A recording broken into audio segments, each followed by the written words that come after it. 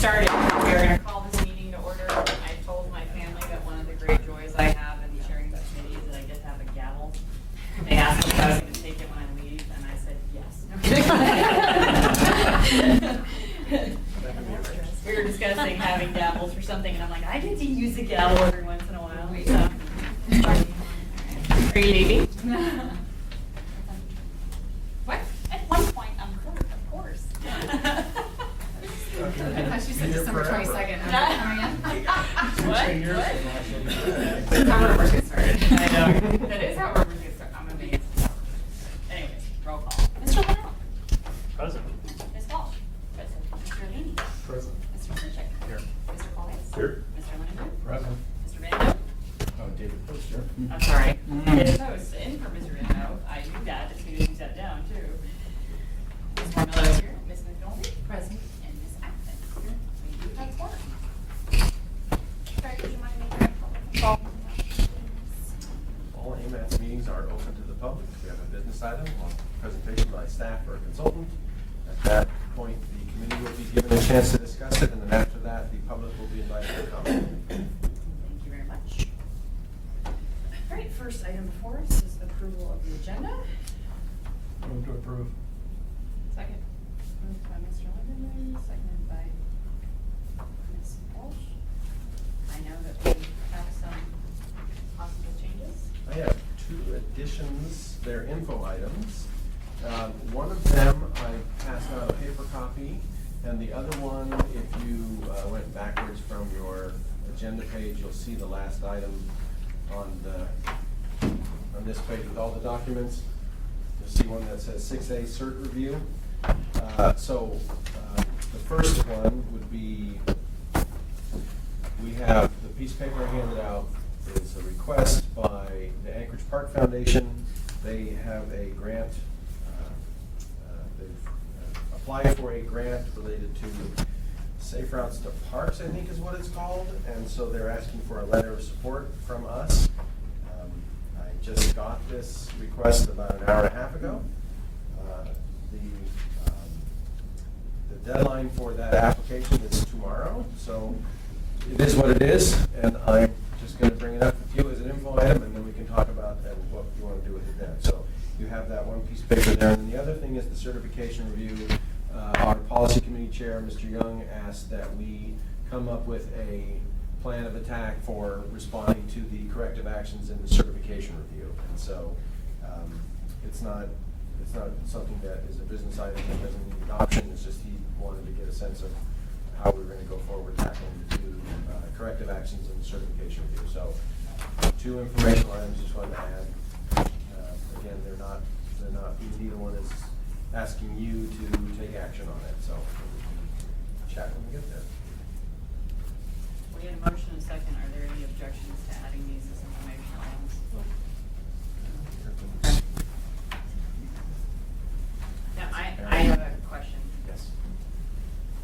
So our agendas have kind of changed a little bit, and we have action items for 5, we have project and plan updates for 6, and then it looks like general information is 7 informational items. So would these be under the general information, or are they under project and plan updates? So I'm just asking. Okay, so I was thinking it made sense under general information. Okay, that's what I thought as Yeah, well. I just yeah. wanted to be sure that we're talking about items 7, 8, and 7. Yes. Okay. All right, hearing no objections, the agenda is approved. I know that there were meeting minutes that were sent out like just after the agenda was posted, correct? So we have had them for 7 days. Yeah. They're technically not on the agenda either. So should we have added those to the agenda? Well, as I'm looking at that, I see that on the agenda, which is in front of you, they're on there. Ah, they're not on the printed one though. Okay. So we have. I printed an old copy. Got I it. apologize. Okay, so we do have the November 7th meeting minutes in front of us. Do I have a motion? I move to approve. Second. Moved by Ms. McNulty, seconded by Mr. Lindenberg. Are there any objections? One clarification In the item number 1, call to order, roll call, it shows me at 2:38. I departed at 2:38, which is listed later, where Mr. Amundson came in and represented DOT. I don't know if we just need to strike me from that portion or say that's when I departed or exactly what.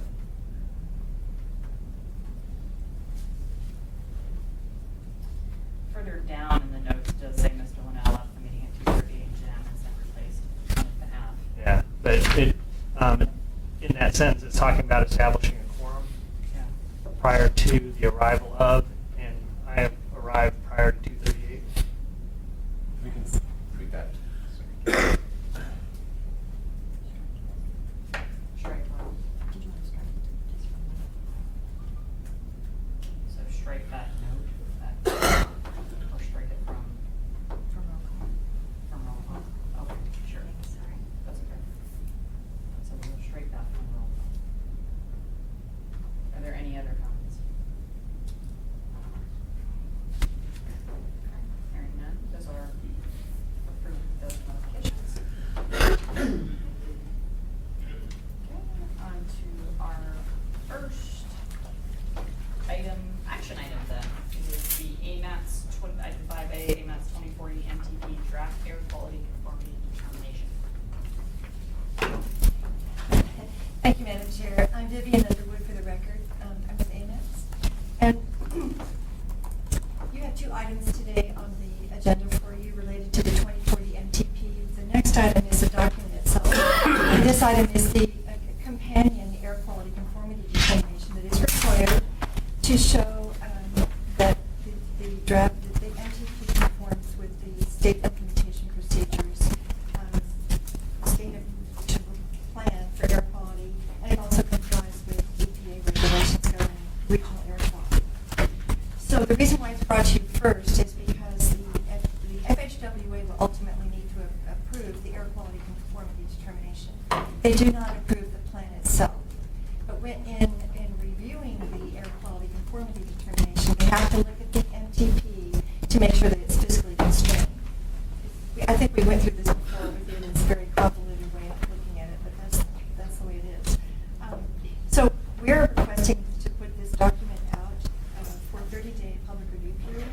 It has gone through an interagency consultation process that's also required with local, state, and federal agencies. And everybody who reviewed it was satisfied that it was fine to move forward. If you have any questions, Mr. Sidgwick, who's on the committee, is also he prepared the document. And it will look familiar because it's probably very similar to what was presented to you for the last tip. Is that right? Updated data. Is I was gonna say, I feel like I've seen this 3 times recently. Yeah. So it should meet with approval. So we're asking you to please recommend to the policy committee that they release it for 30-day public review period. Thank you. Are there any questions?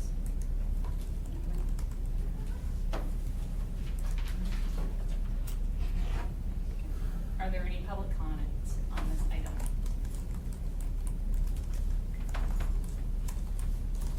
Hearing none, the matter lies with the committee. And they've very nicely written up what they want a motion to say. Thank you for it all. Without making it confusing. Phone a friend. Yes. So I move to recommend release for a 30-day public comment. Second. Moved by Mr. Stitchick, seconded by Mr. Linnell. Are there any objections? All right, then we are so moved. All right, moving right along. Now we're on to the AMATS 2040 MTP TAC review draft.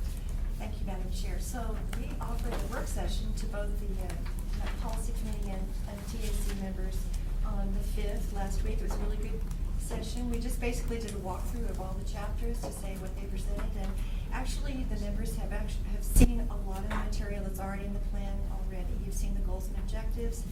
You've seen the deficiencies analysis. You've seen the alternatives analysis. You've seen the project lists. The one chapter that you probably haven't seen before in chapter 8, the implementation plan, and that's kind of an important chapter because it shows action items that we would consider for putting into our work program in the future. So we had asked that the committees pay a little more attention to that chapter for their review and comment before it goes out to the public for the memo says a 30-day public review comment period, but we're leaning more towards a 45-day plus review period. So the plan meets all the recommendations, all the requirements that are in federal regulations that an NTP needs to address. And the chapters are laid out in a logical sequence. And what we had asked is that the TAC would bring their comments for today because we are on an aggressive schedule. We have missed our deadline for the NTP. It was due on November 19th. We are in now a grace period, but we did get a corrective action for the MTP. So we are asking that you help us stay on schedule now from here on out. And we need your comments today, please, on the draft. If there are any comments that you had that could wait for us to make during the public review draft period, that would be nice. What we're asking for today, if there are any deal breakers, anything we say we really don't want it to say this. Otherwise, we're asking you to please recommend to the policy committee that it be released with any requested changes to the public for 45-day public review period. You're actually saying And 45 rather than 30? Yes, Okay. and I'd like to just clarify that this is the AMATS Metropolitan Transportation Plan. You'll learn later on today that there is, we also take the document through the municipal adoption process. And that is a different track, but it's also related. So we'll be talking about that in an informational item later. And I'm confused. Is it truly going out for 45-day public review? And if so, should the conformity document also be released for that same time period? We can do that.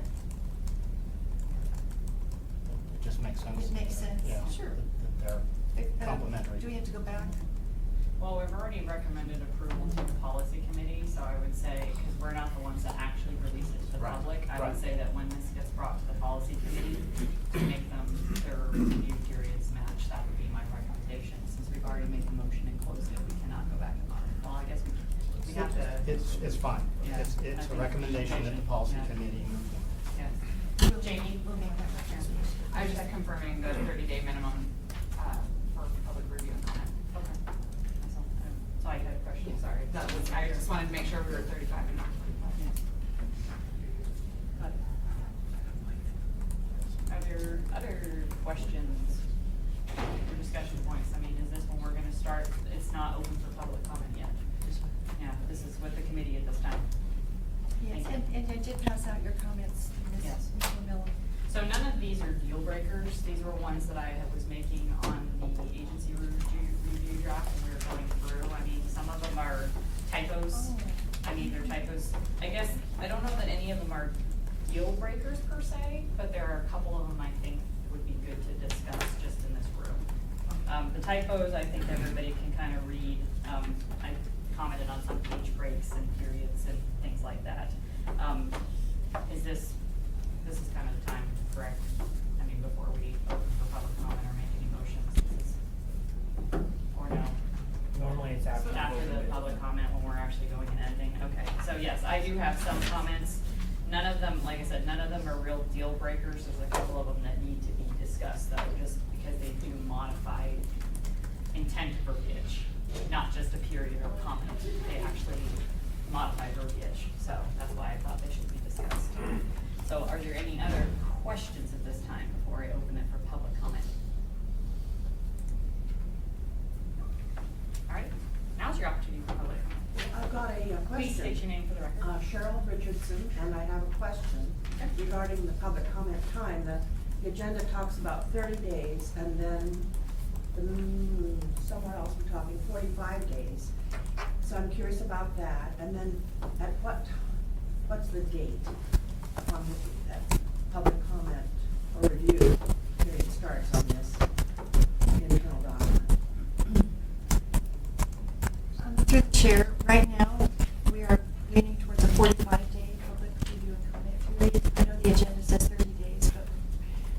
been doing a lot of review about the schedule this week. And I think maybe we should wait to decide what the actual date is going to be until we have a chance for the committee to look at this schedule that we provided you all. Right now, we're looking at a December 31st to February 20th public review period. At the end of the day, it's a policy committee that's going to decide how long the comment period is. We're not going to be able to decide that here today. Yes. We can make a recommendation. We can make a recommendation, but they can do what their will is. So your question was about blank, and then the actual dates, as she said, would then be December 31st to February 20th.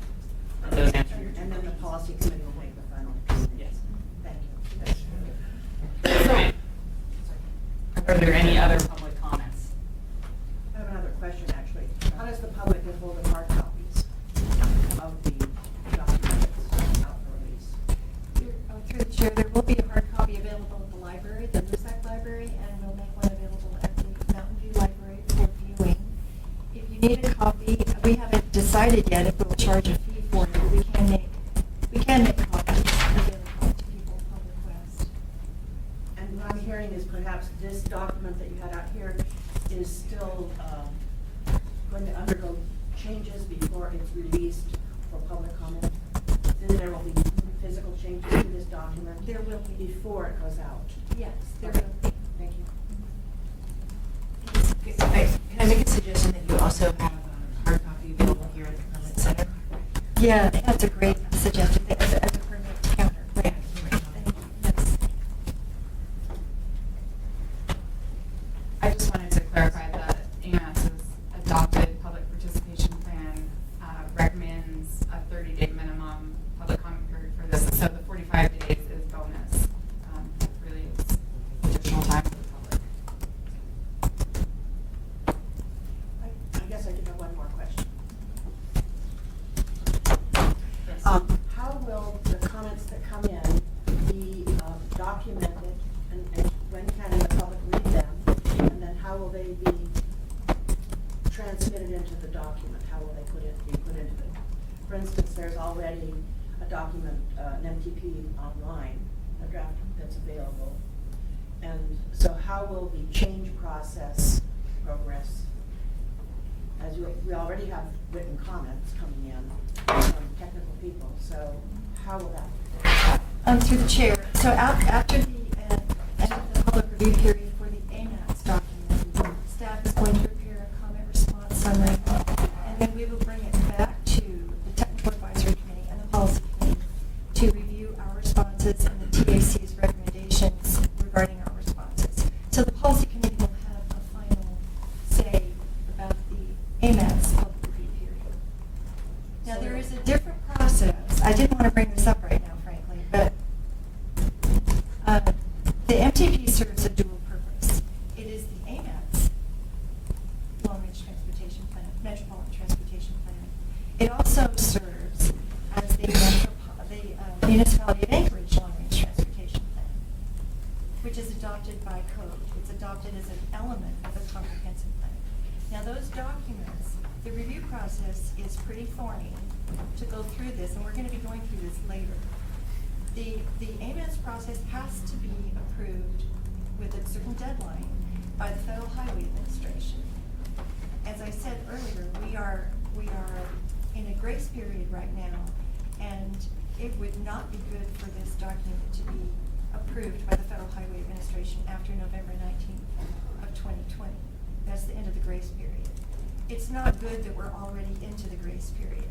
So I'd like to talk about the schedule under the information item, if you don't mind. But just to clarify, I mean, in years past, what has happened is all of the comments that are received during the public comment period end up being put into a large summary sheet that comes before us. And basically, we go through comment by comment as the committee and deliberate whether or not, and staff has gone through and usually has recommendations, but we go through and then we determine whether or not we recommend staff changes or whether we have our changes ourselves. And then it goes before the policy committee for them to make the final process. That's the AMATS process. There's a different process, but I guess that's how it comes through AMATS. I'll just chime in that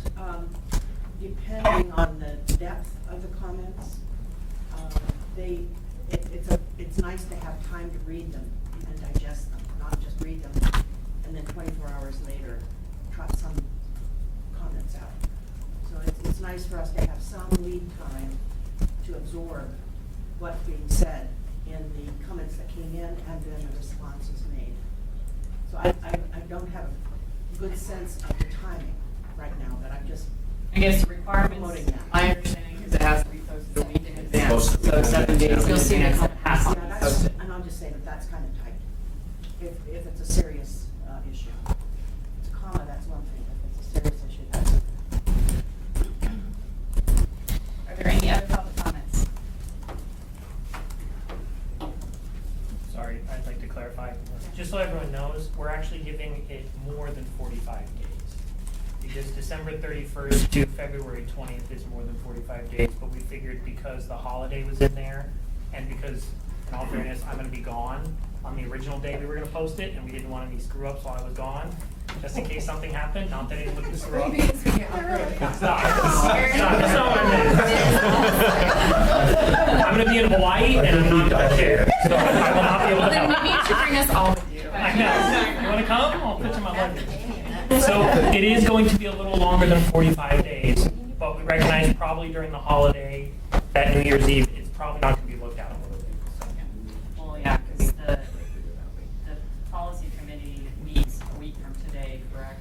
I mean, so if they vote to release it, technically it would be starting that day, but you're actually not starting until after the holiday, so. Well, because we have to make some edits, so that could take us a few days, and we have Christmas Eve, people are gone.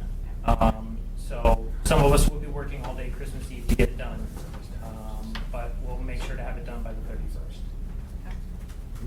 Thank you. And then that allows, excuse me, through the chair, Madam Chair, that allows, even though it's going to be out during January 1st, New Year's Day, there's still people on holiday, it's just sort of cover us for that as well. Right. One last chance, public comment. Okay. Matters back to Oh, the- I'm sorry. I'm not clear. Can the public, now that this is on the web, can the public comment on this particular document? May the public comment on this particular document? There's, I beg your pardon? I was just gonna say, there's no function to do so until it's released. Released. Yeah. Pardon me? There's no function, no click here to provide your comment until it's formally released. Yeah. I mean, you You can- can gather your comments, Yeah, you can and then look- once it's released, you can submit them. There's no mechanism right now to take comments except from this group. Yes. And to be fair, as you mentioned before, there will be changes. So you could make comments, and some of the things you make comments on may change. So I guess you could collect your comments and just make sure that you make sure that you look at the public review draft when it's released. So, okay. All right, matters with the committee. Should we make the motion first and then discuss comments? Yes? Okay. So do I have a motion? I move to recommend release of the 2040 MTP for public comment on the schedule as presented. Or recommend to the policy committee for release. Okay. Second. Is that you, Mr.? That was me. Colhase? Okay, just making sure. I know. All right, so that was moved by Mr. Sichik, seconded by Mr. Colhase. So I did have some minor edits. Like I said, the couple of them are just typos. The first substantive comment I had is comment number 3. It's on chapter 4, page 20. So there was an acknowledgement in the document that there was a significant drop in the number of reported crashes from 2012 to 2013. And there was kind of an assumption or a statement made that there had been a significant number of reduction in crashes between 2012 and 2013. And it is my recommendation that we remove that assumption, because one of the major things that changed from 2012 to 2013 is that there was a change to the 12200 crash reporting form that both the Alaska State Troopers and the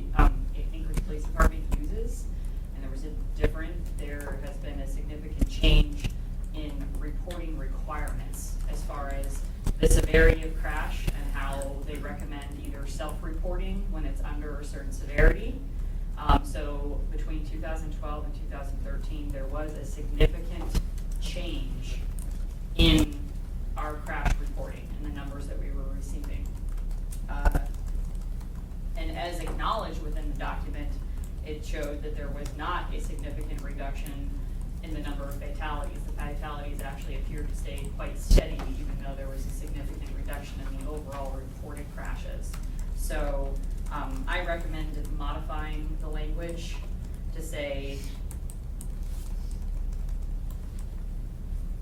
it says, however, since 2013, there has been a significant reduction in total reported crashes. I would remove the sentence that actually says, so I want to say between 2005 and 2012, total crashes range from 6,000 to 8,000 crashes per year. However, since 2013, there has been a significant reduction in total reported crashes, period. And then I recommend removing the second sentence, because the second sentence says, moreover, given that the EMT has increased over time period, the recent dramatic decline demonstrates the overall crash rate has improved significantly. That is actually an assumption that cannot be made based upon the data available to us. Would it make sense to add a footnote with the comment of the change in Yeah. form structure? And we do have that, we have a note that you could possibly borrow and use within the front of our annual traffic report, specifically in the 2013 one that addressed this comment, that comparing crash rates prior to 2013, looking before and after, there's kind of a cut of where we're looking. And I also said I recommend changing the sentence that says despite. So there's despite a decrease in overall reported vehicle crashes since 2013, the number of fatal crashes remains steady with the previous 8 years. So that's what I said. Yeah, I said overall reported crashes. So that's the one thing that I wanted to, you need to add reported. I added the additional word of reported to both of those sentences to make it very clear that we're not talking about a reduction in crashes, we're talking about a reduction in reported crashes. I know that it seems, it has an important purpose. I mean, really, it has a very important meaning. So that was my recommendation. I had a question, and I don't know that this is a deal breaker. This is another, the very next one, on chapter 7, page 10. On all of the short-term projects, they have project costs shown in 2018 dollars, except for project number 111. And I was wondering if there's a reason behind that. Okay, Aaron, you're gonna handle it with AMATS. So the reason is that project was already funded before the MTP began. So what we're trying to do is reflect that the funding is outside the MTP. So it was with GEO bond funding that was accounted for in the last MTP, but not this MTP, just because the funding went through. We're showing it in there in case there was a need for additional federal funds for the project after it had received the GEO bond funding. It's kind of a precautionary thing, because if the funds were needed and we were in the middle of an update, it was going to cause a huge problem. So that's why we identified. I believe there's 2 other projects we have in our project list that show funding outside the MTP. One of them is, I always get it wrong, it's not John's, but 120th, I think, Yes. that the Muni is currently doing, but we show it in the illustrative. Got it. Again, that was for funding that's outside the MTP, because we didn't account for it in our fiscal analysis, but we wanted to show it in here in case there was a need for funding, additional federal funding at a later date. The verbiage of funding outside of MTP fiscal years We don't know how to. was a little, yeah, so I think that's what threw me off, is because I knew this project had already been funded through another means and mechanism, so I just wanted to clarify, so you can kind of strike that one. At least it's on the record of me asking the question. Madam Chair, I thought we had a footnote planned for that, I thought we did to too. explain what that meant. Okay. Outside MTP fiscal years. Yeah, Vivian and I talked about that because it was causing confusion during the development of the document as to what that meant. And I thought we had asked to have a footnote put in there or something in the description before the document. So we'll check that out and see to help above? Or definition? Yeah. Can we say funded prior to the current MTP cycle? Not even say what years that project dates back to? Just a generic footnote, this project is funded. Yeah. If that I simplifies it. just don't, I guess, I don't know, funding outside of current NTP, I don't know, I guess why don't I just, when I saw funding outside NTP fiscal years, it kind of, Why is it in? yeah, it kind of just was, it makes sense, and I knew, but I just wanted to clarify that one. I just thought that funded prior to the current Yeah. cycle is probably more clear than funded outside. Yeah, exactly. Yes, because when I was thinking outside, I then thought, well, if it's past the end of the funded years, that means it's illustrative, whereas it's showing in short term. So that's kind of, I guess, the prior Okay. does help clarify in my mind. My next comment, and I mean, I'm asking this to bring this up just because I do have a question that might result in a change. Is on chapter 7, page 53, project 700, which is transit intersection signal priority improvements. Install bus signal priority at key intersections along frequent routes. Cost estimate was $75,000, and I guess my question was, where did that cost estimate come from? Sorry, I wasn't sure if Jamie was going to respond or not. I believe we got that cost estimate from transit.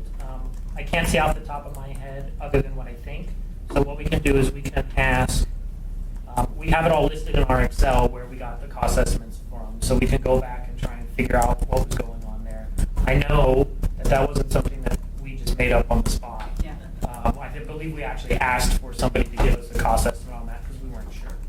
And so what it's recognizing is that $75,000 a year from 2018 to 2040, not just a one single hit, Okay, more or so less. It's multiple years. Transit's weird because we don't show it in the short-term section, the long-term section. It's all the same. So that's an annual. And I don't mean weird in a bad way. I apologize for saying that. Okay. It's different than what we do for roadway and non-motorized. Yes. So it could be, I mean, honestly, the $75,000 are like, we only do a couple buses or a couple roads at a time, so it could be that small. The reason why I ask is I know this has come up for many years, and while we have the signal infrastructure ready for it, what has been missing is the actual infrastructure within the buses to be able to do the priority and the logic. And there are specific equipment that is required for them to communicate to each other to do this. So, and then there's the operational cost of it, honestly. So that's why I was like, that $75,000 seems a little low. But if it's an annual and it's ongoing, I guess I don't know that I have an objection to that. So It's similar to the bus buy that you see in the Yes. tip, where it's a set of money per year, and they kind of, thank you. thank you, I didn't want to speak. Is it possible to add like a little under parentheses annually? So that's. I think it does say. I think it does, yeah. I think it does say, honestly. I don't. Maybe Must not. be the same. So it Yeah. just says project listings and numbers in these tables do not indicate a priority order. Short and long term will be determined through transit on the move, short range transit planning process, but it just says ongoing. It doesn't say annual, so. Okay, we can add a footnote that indicates it may be an annual amount per year. It's obviously not guaranteed, of course. We don't want somebody to assume it will be every year, but it's assumed it will be. So we can add a footnote. Okay, thank you. That's a good clarification. Typo, I have a couple just questions, clarifications. So getting into chapter 8, the bulk of it, and some of the action items. On chapter 8, page 4, the decrease emergency response time, action 2B1. My question is, should we also have the Anchorage Fire Department as an agency for this? I mean, when we look at emergency response times, typically it's going to be an ambulatory and fire truck. I mean, those are usually the primary response when it's a major crash or an event. It's not always the police. Madam Chair, the fire department has the 4-minute response times because that is from a fixed point. And with the APD, they could be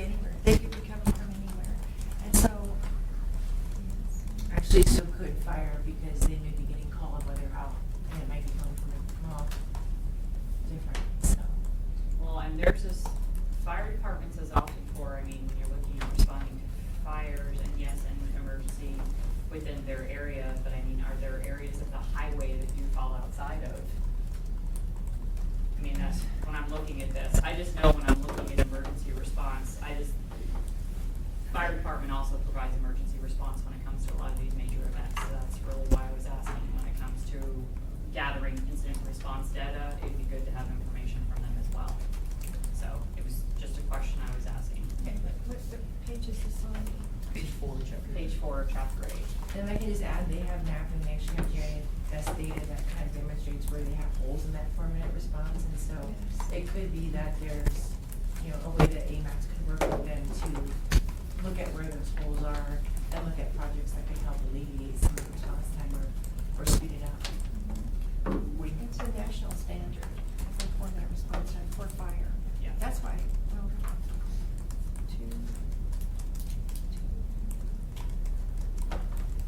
Aaron, did you have a comment? I was trying to find it real quick, but we do actually have an action item about the 4-minute response time in here already. I was just trying to find out where it is. I guess if we're saying this is specifically to police emergency response times, then I would recommend changing the objective name. Because to me, emergency response time is about more than just police. So it's just a clarification there on the verbiage that we're being used.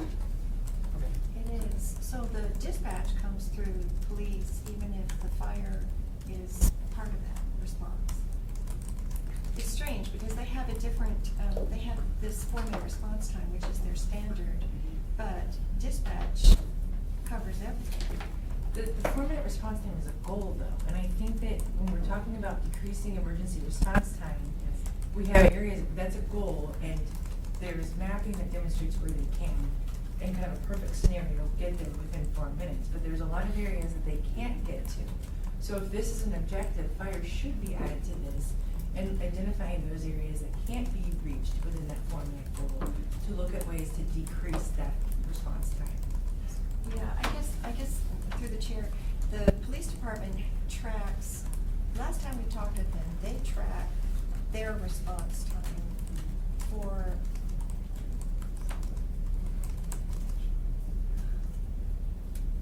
for all, I guess, I don't know if it's for all, I don't know who gets there first.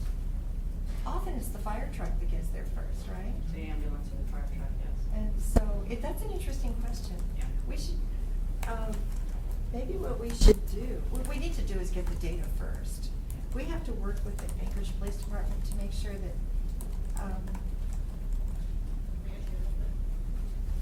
Yeah, that's why my recommendation was to add AFD, because I'm sure that AFD has response.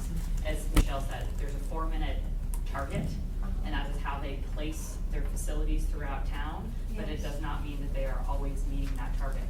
yes. And so, I mean, there may be gaps, there may be areas for improvement, and so I believe that both the police department and the fire department they may have similar gaps, but they could have differing gaps, and they could both recommend different types of improvements. So that was just my recommendation of engaging with both of those public agencies.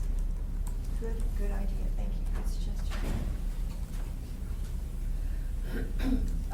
On the very next page, chapter 8, page 5, on action item 2C1, my recommendation is to change the word roads to neighborhoods to identify neighborhoods that lack secondary access and then identify potential improvements. I think it's a simple change, but it clears up the intent. The next one is everybody's favorite, chapter 8, page 8. I did not make a recommendation for how to change this language. I thought Michelle had a little bit of a better way, and I know that Mr. Schutte is actually here with concern for this one. But action item 3E5 says work with MOA planning on reduction or elimination of minimum parking requirements. I said I suggest revising the language so it's clear that complete elimination of parking requirements is not intended. As worded, I only support this when it's demonstrated it will not cause significant community impacts. So I know that in the work session we had discussed that it was targeted elimination of parking minimum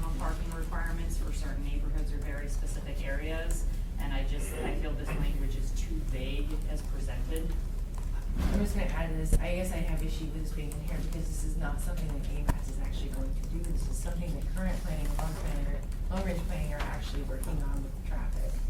That being said, I don't know, I would have one or two suggestions. I don't think eliminating it is gonna get past the policy committee, and I understand why. But I would suggest, I know that in all the other action items, it's things that AMATS is going to be doing. I don't know if this one can be asterisked to demonstrate, or maybe it's support MOA planning and traffic on reduction or targeted area elimination of minimum parking requirements.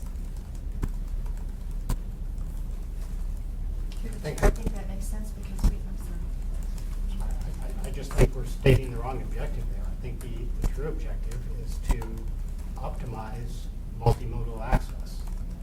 It's one of the, But that's a way to do it, is by Right.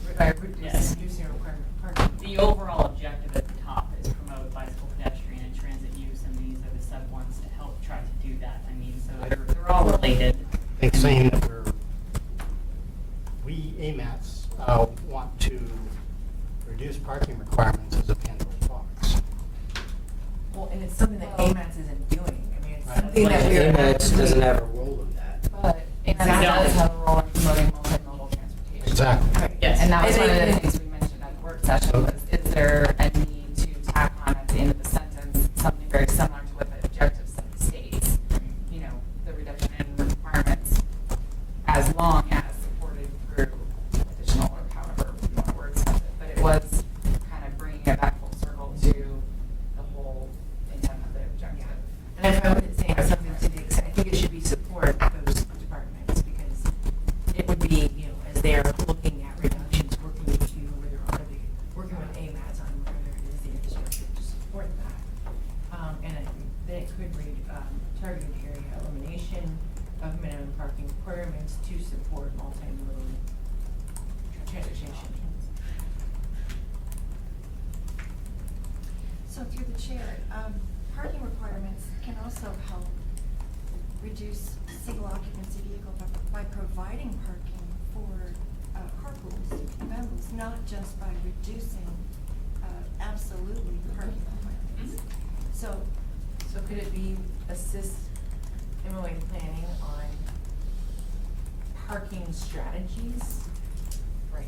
To, parking optimize. strategies to encourage multimodal transportation options. I love that. Could you say that again? Yes. Support MOA planning and traffic on parking strategies that support multimodal transportation options. Perfect, thank you. That's support multimodal transportation solutions. Options. Options, thank you. See, I told you I didn't need credit. I didn't show it. I wasn't gonna. And Chris is still smiling, sorry. It's not flipped. I like Stephanie's approach, give other people the right. I know, exactly. Well played, Chris. Yes, exactly. Thank you. I appreciate that. I like that verbiage because it does really try to outline what we are trying to do. I mean, really why. Yeah, thank you, Mr. Stitchett. We appreciate that.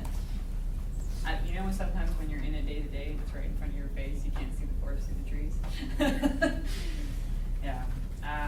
Lettering, so very similar one on page 9, chapter 8, page 9, objective 3L. So improve incidents clearance time. It says work with Anchorage Police Department to explore options for reducing incident clearance time.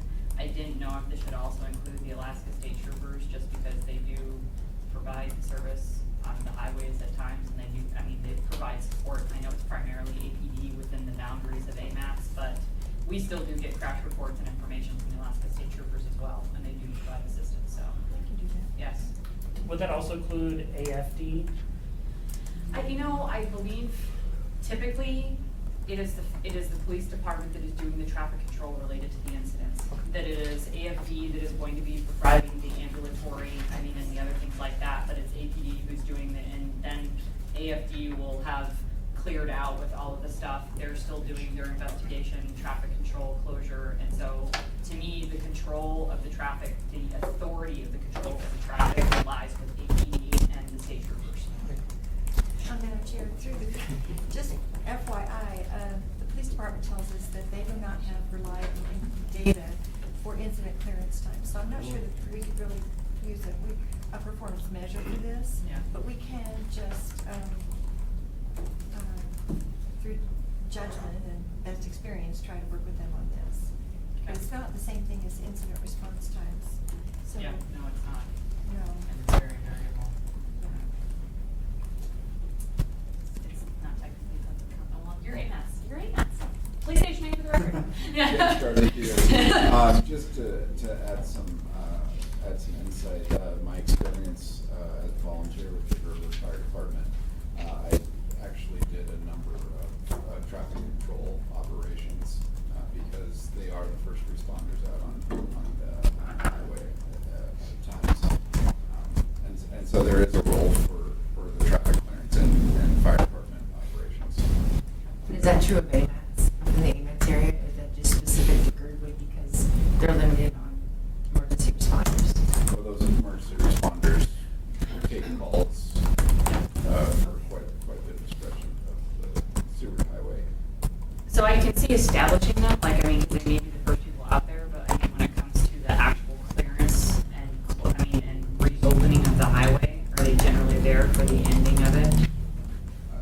Yeah, Really? in my experience, yes, the River Fire Department played a large role in that. Yeah, through the chair, Chris Schutte, Director of Economic and Community Development, also the Board of Supervisors. That's absolutely correct. In fact, we regularly hear from Chief Weston out of Girdwood about some of the challenges that the department has in being a first responder on highway incidents and accidents. It's very real. They participate heavily. Okay. Which kind of worries me, these things. Like I said, legally speaking, that matter lies with the police department. I mean, really in the enforcement bodies and not really the emergency, like, I mean, not. Yeah, but they don't have police departments. So, yeah, that's all too different.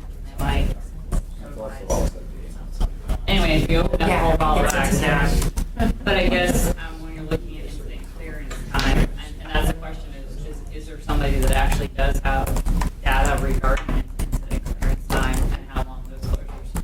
I mean, really, to my knowledge, the best way of tracking it is almost like through the Nixle alerts and the news nowadays to know how long they're actually being closed. And Madam Chair, what the police department tells us is that it can vary by the person who's filling out the report. And he may not say it's closed until he gets home, you know, when he's filling out the report. So it's not, it's different from response time. Well, but I don't know if I have a recommendation for that one, but I don't know if just saying Anchorage Police Department, or if we should just say local emergency providers, rather than having to list them all, really would be a easier way of saying that. And then I just had a comment, really, I know that some of these, as we said, are things that AMATS can't exactly, they don't do, they support, and I just wanted to make the, chapter 8, page 16, and I didn't put this, I left something off, so that my final comment 13 is actually on objective 6F3, that's what it's on, it says evaluate road ownership patterns and identify potential transfers of ownership between MOA and DOT/PF to provide efficiency or cost savings and maintenance, and my comment is this already happens. We do this pretty regularly in meeting between the agencies to discuss this, and so I don't know what AMAT's role, I guess, the agencies already do this, I don't know whether we want to say support the agencies in this evaluation, once again, because I don't know that it's something that really AMATS would be doing, and this already happens, so. I think out of all of them though, the parking, the modifications to the parking, so comment number 10 and comment number 3 are the ones that I really think do need to be addressed, because I think prior to public that's saying that it's the reported crashes, just not total crashes, and the parking. Those are the two that I think need to be made.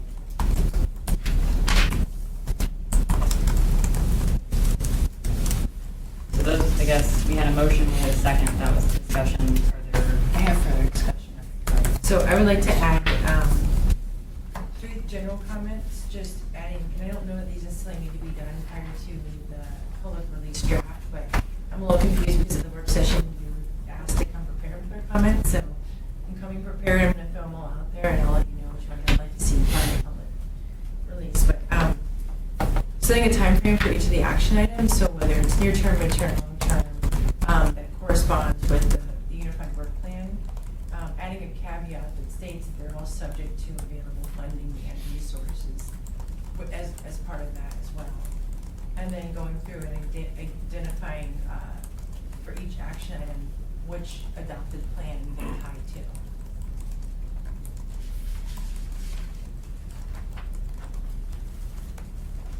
I'd like to suggest the addition of an objective under objective 2C, adding 2C3. Add review MOA all hazards mitigation plan for action items to include the next MTP update. So basically mimicking 2C 2, but with the addition of the all hazards mitigation plan. And that I don't have a feeling one way or another if that's done before public release or not. If it's afterwards, that's fine. I guess my only comment would be it might be nice prior to so that Amanda Roach and the folks in emergency response can review that as well. Can I piggyback on that? Actually, I would like to see that before, because we actually have a grant opportunity coming available. So it'd be nice to be able to reference that it's in the draft MTP as additional support.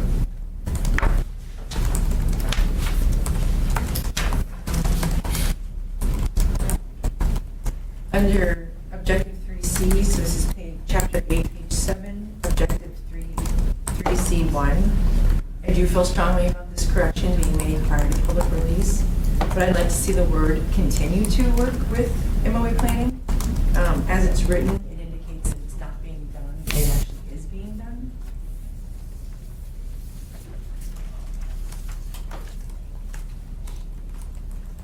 Objective 3E, specifically 3E-3. And this also, this cross-references with 6F1. I think they're the same action item, but they're worded a little bit differently. But regardless, first comment is they need to be worded consistently with one another. And then I'd like you to expand your thoughts because, so it's work with private sector to install non-motorized friendly amenities. So are you suggesting that that be done as its own action, that we're just going to go out and approach the public sector to start doing this stuff? Or is it through the entitlement process as they come in with development projects? I think that needs to be clarified prior to going public. Do you have a recommendation? Well, I'd like to know what your thought, I don't know what you guys were intending it to be, that's what I'm, so first I'm going to ask the question and then I'll provide a recommendation. Through the chair, it might be easier to do through future development than to just go out and start asking people. That was my thought. I Yeah. thought that was probably what you guys were intending. So I would say work with, I would say continue because this is also something that's already in Title 21 and I think in parts of Title 23. So this is already something that is being done and is actually code requirements. So continue to work with MOA planning and the private sector to install non-motorized friendly amenities, or actually non-motorized amenities, as part of future development plans. And I'd be welcome to have any edits to that. No, I agree with the continue to work with, Yeah. and to just say to install non-motorized amenities, yes. And I actually want to clarify that it should be install non-motorized amenities as required by applicable code. Because I think it could be, we need to make sure we're tying it to code regulations and not just arbitrarily requiring things. And so, I don't know that, I think they're all covered under Title 21, but some that are covered under Title 23? That we wouldn't, by just saying all applicable code, are we kind of catching that? Can't think of any specific to 23. Okay, so maybe it could be just as required by Title 21. Stephanie? To be fair, we do make, I will say that even in cases where it hasn't been required, we have made advisory comments and sometimes successfully been able to get non-motorized amenities by making advisory comments to people, so. Yes. Through the chair, I guess I'm a little concerned about the reference to code because this is an AMATS document you're talking about, which isn't necessarily tied back to the code. Well, it's gonna become an element of the tech comp plan, and it does, but we can't, what does AMATS have to tie things back for non-motorized? Then this, if on that virtue, then this shouldn't exist in here. And maybe if that's, I'm open for just conversation to that. Well, through the chair, that gets back to the discussion about the fact that we might wind up with two different plans that say different things. The AMATS plan and the municipal plan. So if this is because we're trying to, and I don't want to jump ahead, because I know this is part of the meeting's conversation later. I mean, part of the challenge that we have is this thing is going to be adopted by both the policy committee and then the Anchorage Assembly as an element of the comp plan. Ideally, these are going to be the same document. We don't want conflict, and then Vivian will discuss why we don't want those conflicts. But what is it that when we see something in the planning department coming forward, we will reference the plan that's actually adopted through the assembly, and that's part of the comp plan. We will not reference the one that's adopted from the policy committee. And so that does get into that. So I don't know if there's a way that we can word this to make it more, maybe it's going back to the support language. And Jim, I don't know, do you feel like if we say support, does that help kind of get around the fact that this is that kind of walk in the line of vote? Okay. So then I would recommend that it reads, support MOA planning and working with the private sector, working with private development to install non-motorized amenities as required by Title 21. Continue to support. Some of the things we might want them to install might not be required by Title 21. But to be fair, what leg do we have to stand on if it's not required by code? We ask for lots of things that aren't required by code. Yeah. And sometimes we get it, but I mean, a lot of the time when it comes to the private sector, unless you can show them where it says they have to do it. Yeah. Or it's in their interest. Right. I guess I'm reluctant to carte blanche. I would want to pull this out if we were going to be open-ended, because I'm reluctant to kind of have something that's open-ended and yet give somebody the ability to justifications of all that. It doesn't have a code basis, but that's just my perspective. Well, I agree, I guess, in the sense that AMAT's role, like you said, is to continue to support that discussion, because it's kind of happening elsewhere. Well, I guess maybe, here's a question. Is there any unit, is there anywhere that I'm just not thinking of that AMATS would be requiring? Yeah. Yes, AMATS documents itself. So AMATS Complete Streets Policy, AMATS Street Topology Map that's going to be developed. It's non-motorized plan to be looked at. So we do have a number of things that AMATS does that we could call on. Yeah, but you're not actively going out to the private sector and asking them to make those, I mean, you're not going to tell them, no, please don't do this. But you're not actively going to start going out to them when they're not doing development projects to ask them to do these things, or are you? Oh, but through the chair, we do support plat reviews, for example. Right. And we do make comments on those types of things. Is that what you're thinking? Yeah, and so- That's how we can continue to support. And that's a difference. And so my comment is based on that. You guys are reviewing development projects that are coming through an entitlement process, and/or that are coming through a building permit where we have the opportunity to say, code requires that you do provide this sidewalk or these pedestrian amenities. So if that's what we're getting at, then I stick by my suggested change language. If AMATS is actively going to start going out and approaching the private development community and saying, hey, we have a plan and we want you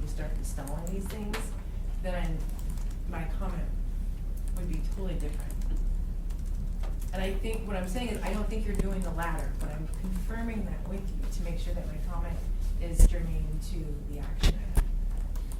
I have no plan to start going out and telling you. I have enough to do.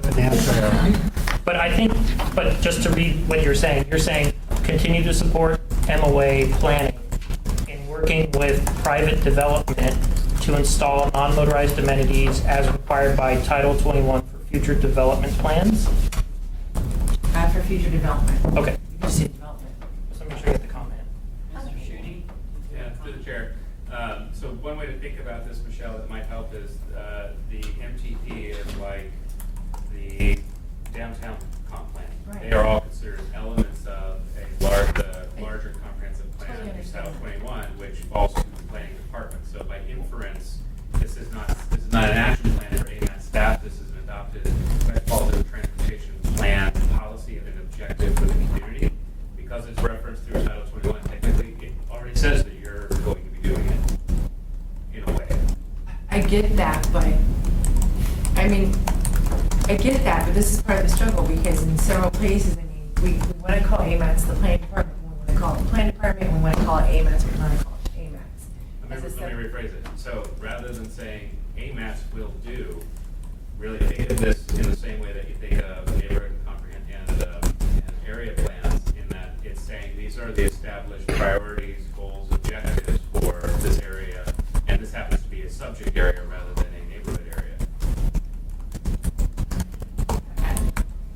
So it doesn't need, I guess what I'm saying is it doesn't need to have a party attached to it. It's a priority. But It doesn't need to say that you will do it. But It this should. is an action, isn't this an action It is item? an action And it says the Correct. action items below are those for which AMATS is responsible. Yeah. So it's actually saying that AMATS is responsible. But AMATS is not a thing or a person, right? It's a So division within you the can still plan. say that AMATS is responsible for it, and it doesn't change the interpretation, which is it is an adopted policy of the municipality. So really, all of you involved in Title 21 and these issues would be doing it. Okay. But I guess it's still that thinking of it, and I do understand how that works. I guess I still don't understand. That doesn't change my comment. Because, but if, on that vein though, I would say anywhere where it says work with the planning department, remove it. Through the chair, it's possible. Because it's the planning department, which is what I brought up in the work session. Yeah. Yeah, it is I mean, confusing, but. I would prefer to actually see anywhere where it says working with the planning department, remove, because AMATS is the planning department. And And if- Madam No. Chair, I hate to say it, we are not, AMATS You're is not. not in the, it is, we are a weird duck.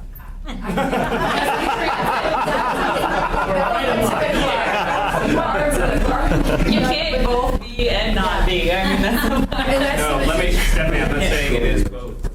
AMATS as an entity made up of the lovely people that you see in front of you is housed in the planning department. It is not a planning department staff, right? It could live elsewhere. It could live in Stephanie's show. It could live upstairs. It could live anywhere. Yes. Could live it, no, I'm not gonna send it to court. Yeah. We're not doing that. So it's not an entity, so where it does say that, don't think of it as you talking to yourself saying, I'm gonna work with myself to do this. Right. Does that make sense? Not really, but, They are housed in your department, they are not necessarily your department, or part of your department. okay. Yeah, but they're, I see it as a standalone entity. It's made up of more It than the is. planning department. That's kind of what I'm trying to say is, it Yeah. is a standalone entity, it's housed in the planning department currently. It's worded like. But I think if we're saying that, then I think Michelle's language is applicable, yeah. so, So there, then I stand by there's no change to my comment. yeah. So as an AMAT staff member working to implement this action item, I look at the language that we just talked about of continue to support the MOA planning and working with private development. To me, that speaks when we get development plans that come in or anything related to it from the planning department. I'm not saying legitimately one way or the other what we are, just we get them for review. We would look at it as a way to be like, okay, we have plans as part of AMATS in addition to Title 21 that we look at that talk about need for non-motorized connections in locations that are here. So we'd be like, okay, our non-motorized plan says that there should be a connection near this development. Well, and I guess Title 21 is going to defer you to all adopted plans. So that's, by virtue of a plat, we're actually required to require the dedication of trails and road networks that are part of adopted plans. So if it's in any AMATS adopted plan, that it's a part of an element of the 2040 plan. So technically, no, all AMATS plans are not part of the comp plan. No, Only I'm the ones saying that are any one that adopted. is, only the ones that are, Yeah. then our plans would tell you to go back to those. The only problem you have is sometimes you'll have the lag between when a plan is actually adopted as an element of the comp plan. So a good example is right now, the comp plan says that the Anchorage Anchorage bike plan and Anchorage ped plan are an element of it. And so based on this right here, we would have to use those, which could be an outdated version because we have our non-motorized plan coming before it gets adopted as an element of the comp plan, but is approved by the policy committee. So what would be your suggested revision? I have no idea because I don't know how you guys feel on this. Well, I do, but But through the chair, it could be that AMATS might want to have sort of an outreach program to businesses in downtown, for example, whether it's new development or not, and say, try to get people to raise awareness of the need for bicycle lockers and. So then I would say, then that to me is separate, and that's like a public outreach, that AMATS is going to work on a public outreach plan. But the way I read this, you're actually talking about people developing these amenities. So if you want it to be an outreach program that AMATS is going to do, then that's a separate action than I believe what this is. I agree, and maybe the clarification too is talking about the plans, I wonder if just the removal of the reference to Title 21 only. Yeah. I guess the removal as restated over here, if there was a plan that perhaps has not been formally adopted yet, but is a recommendation, you can still make that comment. Or let's just completely go with this outreach idea, and maybe it's work with the private sector to educate them on the, Fulfill the goals of the fulfill the goals. The benefits of. Yeah. Can I ask a question? Of course. So, AMATS staff, do you guys ever comment on proposed development actions, site plans? Is that something AMATS staff actually ever does? Yes. Okay, so like for example, if the federal building had promoted bollards, even in excess of the bollards that are out there now, or obstructions, is that something that you guys would have commented on in some type of design fashion? What we typically look at is, if there's a suggestion to vacate a right-of-way, we will comment on that. Mhm. If we, and PM&E comments for us on if it's a project that in the bike or the ped plan or something shows a connection, we would make sure that that connection is noted on plat or whatever. But that's kind of the extent of which what we comment. And that's what you do now, but I mean, the reality is that you do have the ability or authority to go ahead and comment on proposed developments if you feel like the design is unsuitable. Yeah, I get hundreds of plats and short plats, those things all the time. We have comment on most of them. And so you guys actually do have the opportunity to go ahead and weigh in if there's something that is either bike friendly or bike unfriendly. So they, How about both provide project review and outreach? they're already doing project review. Yeah. So AMATS is already on our distribution list, so, and then we also have someone who works in PM&E who reviews the actual development sets, which is funded through AMATS, so that they're doing that on kind of their, under their, For us. for them. So it's being done, so I guess part of this is just an issue of we're already doing this, it's already part of our review. I think we want to continue, I think we want to highlight that we're doing this, we want to continue to support that. But I think that that's really what you're talking about, is in that capacity. This goal is speaking to that capacity. When you're doing those reviews, is this what? So I have questions, just because I'm keeping time now, because we have 45 minutes left to this. Is this something that you feel strongly about, that you want changed before going to the public, or is this something that can be worked on? I kind of feel strongly about it before it goes to the public, because I think it's one of those things that if the development community or someone in that could to get rubber on the axle too, so I'd rather have the language cleaned up. Because this actually insinuates that there's something else that we're gonna start doing. And so maybe it's just continue to support, MOA planning on review of private development projects to ensure that pedestrian amenities are being, provided. I just say non-motorized amenities, Yeah. yeah, are being provided.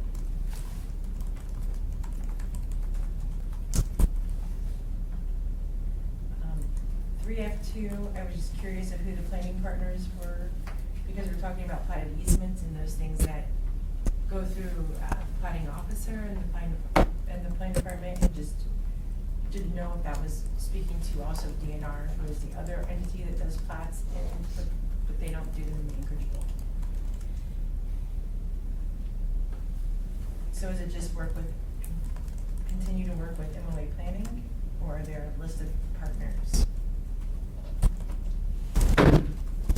And we can get to that one, maybe that's what we can talk about. Well, through the chair, I believe that's probably through the development process, the way we have made comments. So can we just change it to continue to work with MOA planning?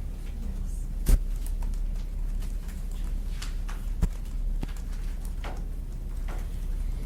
And I think, see one more tab. Oh. I guess, going to objective 5, so this is chapter 8, page 14. I'm just curious if we need to add an action item to actually develop the AMATS street typology, or does that exist? It's in the UPWP, we're working on it right now. Okay. Yeah, so I don't know that we would, by the time this is adopted, That would be we complete. should be having. Okay, I just wanted to understand that. 5I-4 actually says develop an AMATS street topology based on the 2040 land use plan that integrates functional classification. Yeah. So maybe, sorry, I actually did miss that. I would just suggest maybe moving it to 5.2, to developing it before we try to implement it. I had the same thought when I was reading through it, but it's there. And then 6E2, this is only, I don't know how I feel about this, but, so it just says reconsider the operating procedures and MTP plan adoption. Is that, I think maybe we need to add MTP operating procedures before this. Could you please say the name, the number? 6E2. Yeah, 6E2. 6E2? Yes, it's on page 16. Considering the operating procedures. Is that the AMATS operating procedures? I don't know. Yeah, Okay. I think that's specifically for us. Then you may want to just add AMATS for clarification before it goes to the public, so we know whose operating procedures you're going to change. And then my last one, 6F11, continue to support and consider MOA land use codes and plans. So just add the addition of and plans. And I'm done.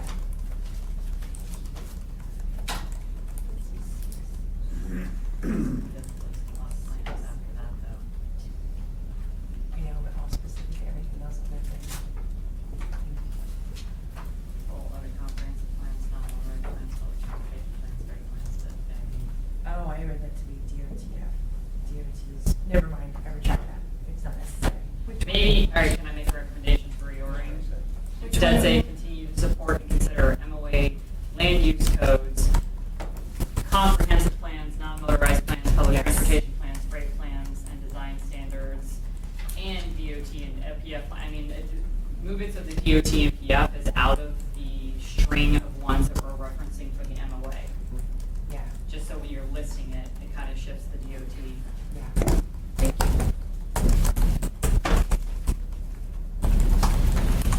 Are there any other comments for the good of the order in the midst? Dare. What? I wouldn't dare. Yeah. I'd like to discuss the colors, I guess we did, we had a motion and we had a second, and we had some changes that we recommended. I guess there was a motion and a second. I guess, do we have to ask if there's objections?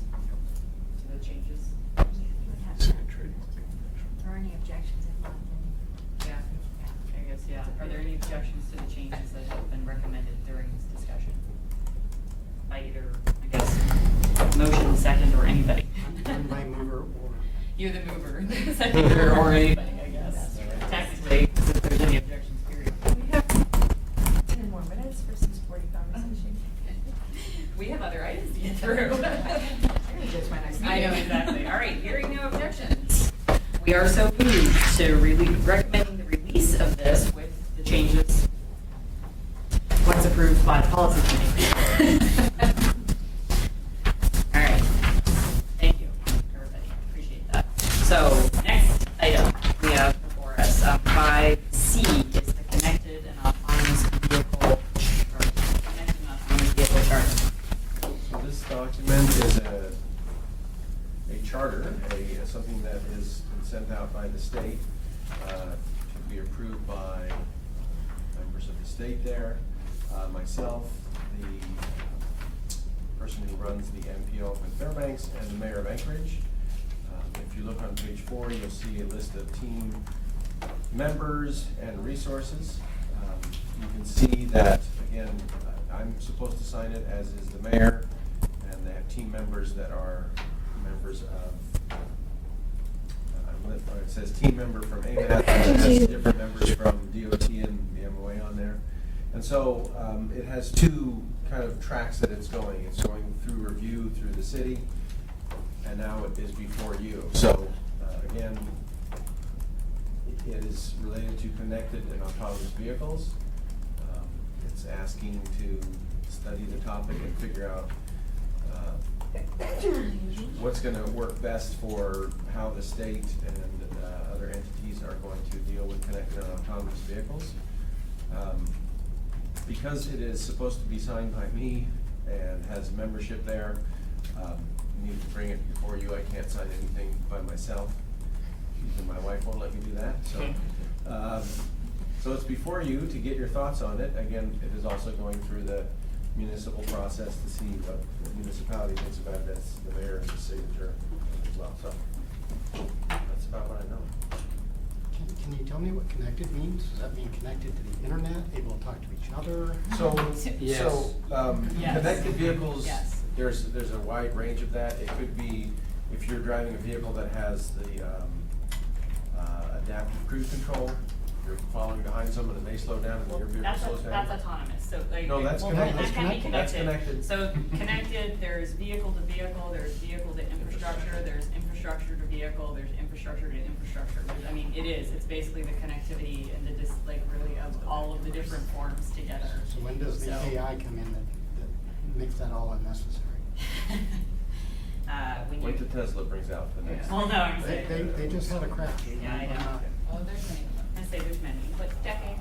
I mean, it's a process. It's gonna be, when you hear what they're talking about now, I mean, integration is gonna take many, many, many years. Does that require anything on our part? Do we have to have any kind of infrastructure that supports such vehicles? When you say That's we. part of what you this mean- task force is to help Oh, coordinate. Yeah. All right. Yeah. Yeah, so that's, I mean, really, that's the intent of the task force, is to kind of stay on the pulse, to try to stay ahead of the wave, so that we're not being reactionary, that we're actually able to, I mean, right now, we actually have the ability to communicate and can provide, actually, there are some vehicles that can already pick up from some of the signal controllers information that is being shared. So it's like some of that connectivity is already occurring and we have the ability to do so. The question comes down to really, as the federal government and other agencies get involved and actually start describing what the requirements are for the connectivity and communication and making sure that we're ready for it, really, is what it comes down to. So, yes. So as a provider that will probably be roped into connected and autonomous vehicles sooner than others, I would like to see both transit departments, municipality of Anchorage and the Fairbanks area with its AMATS system involved in this project as team members. The MAX system? What does that? MAX? I It's know- the Fairbanks, I don't remember what it's. fast. Did they change? Yeah, it changed. Well, fast is the No, MPO. No, the MPO, she's talking The about transit, the transit provider. provider, yeah, the Yeah. MAX system. I'm not sure what So it's. it's their Their public transit. public transit. Do we have to move this before we can make a recommendation? That was just. Well, it's Or not. comments. We're discussing, Oh, it. discussion. We haven't opened up for public yet, so we have the opportunity, yeah. Yeah, sorry, Mr. Gomez. Well, I guess a process question, I don't know whether to bring this up now or after it's moved and open. I do have a question though. The Anchorage mayor is expected to sign this, and it's apparently a Anchorage and Fairbanks document, and the Fairbanks mayor is not proposed to sign it. And I'd also add that we have, we being, pardon me? Matt Suburo, for that matter. Yeah, and as Craig mentioned, the municipality has some questions about the document, and in fact, we're meeting separately tomorrow to discuss it, so how do we proceed? Do we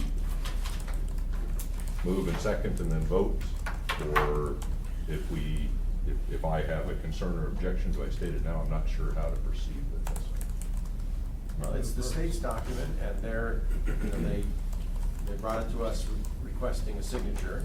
And I believe, again, as I said, that, we're meeting on it tomorrow at a city level, but this is, what are our thoughts suggestions that we might propose to the policy committee that they would want to propose for changes? That's what we're here to do today. You're recommending to the policy committee, should you sign this? Should I sign it? Should we change, add members? Should we do all that sort of stuff? I'm assuming the city is going to do the same thing and make, if they have suggestions or So comments. to clarify, we're not discussing right now whether, for example, the mayor of Anchorage should sign this. That's a separate No, no, discussion we don't get before to the that. municipality. Okay. Thank Greg, you. is there any kind of timeline for responding on this? We weren't given. Please let the record show that Mr. Green had. Yeah, I don't think that we've been shared a timeline, but I think it's sooner the better, really. It's really the desire. Just don't know that we understand it enough at this point. Yeah. Well, basically, this is wanting to create a team, a connected and autonomous vehicles team, to look at any and all issues that might come up regarding this and how the state, right now, the state is silent on it. There are states around the country that have issued executive orders. The governors have issued executive orders saying, yes, they're allowed here. And the legislatures have issued proclamations, or they've passed an ordinance or a legislative document saying connected autonomous vehicles are allowed in this state. We don't have anything yet. Sure. And so they're kind of looking at what should we do in this regard. But it seems like this would be worthwhile to have as incorporating Matsu and the city of Anchorage as well. Matt Suburo is a level 2 or whatever. Jim, you can state your name for the record. when you're- Jim Who's that Hammondson. guy?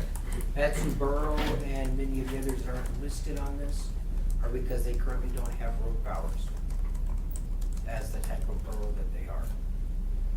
So that was, at least my understanding, part of how they decided who wasn't invited to sign or participate was based on who out there actually has road powers at the lower divisions of government. Madam Chair, Yes, Ms. Wolf? I understand what Ms. Johnson just said, but I see the Alaska Trucking Association on here, which I think is great, but they don't have road power. They're not signing the agreement, they're just being asked to have a member of this group. So your comments are specific to signers then? Yes. Didn't the Matsu just form their own version of AMATS? that No. would- No. No? They're Consider- collecting, the discussion at last month was that they're collecting funding in preparation of a possible establishment of a MPO post 2020 census, correct? Correct, okay. Yes. Clarifying question. Are we talking about what to do with the document to move it forward for signature, or are we talking about who should be on the team and then what? Where are we at in the process, I guess, is my question. Mine as well.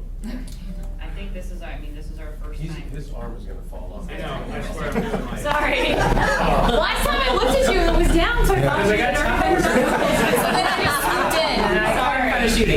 Yeah. You're shooting. Mr. Chair, Director of Economic and Community Development, I would suggest that you guys table this discussion for the reasons that Kent highlighted. Number one, we've only just started looking at this document despite having it for a long time. There are a number of issues that have been raised by the departments of municipality we plan on sitting down tomorrow to work through the document to make it acceptable to the municipality.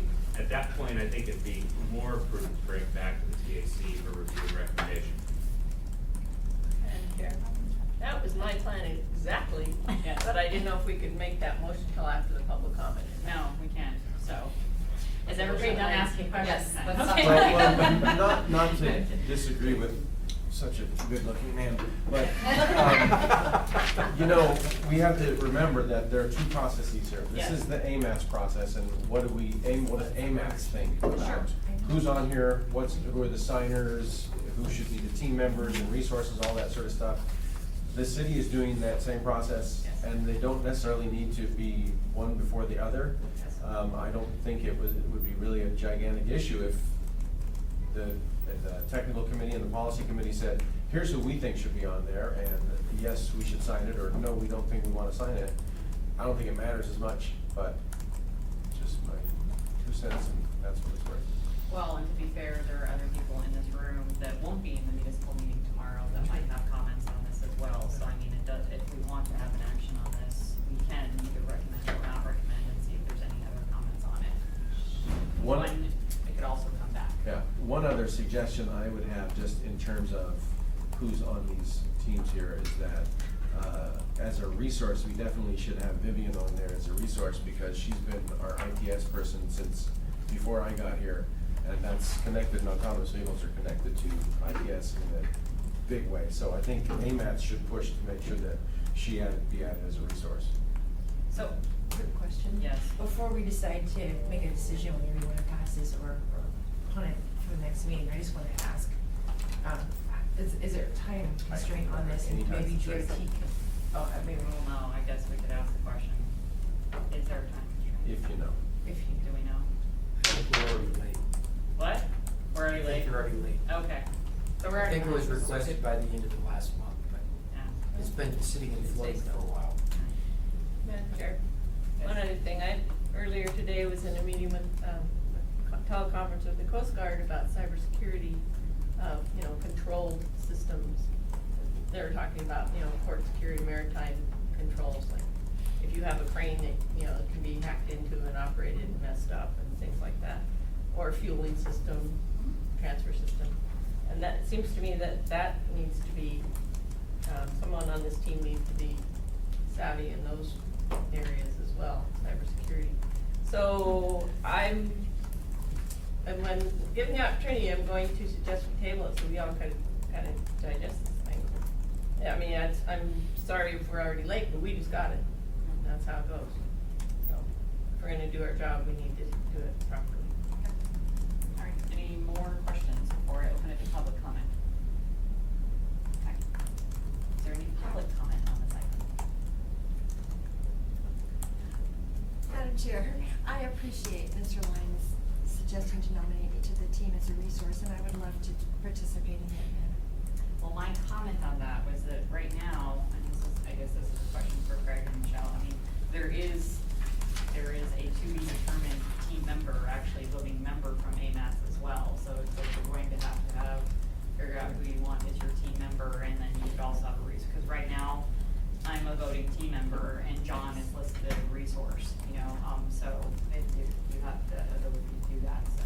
Well, I yeah. would feel more comfortable being a resource, and I think that Mr. Lyons should be the team member between the two of us.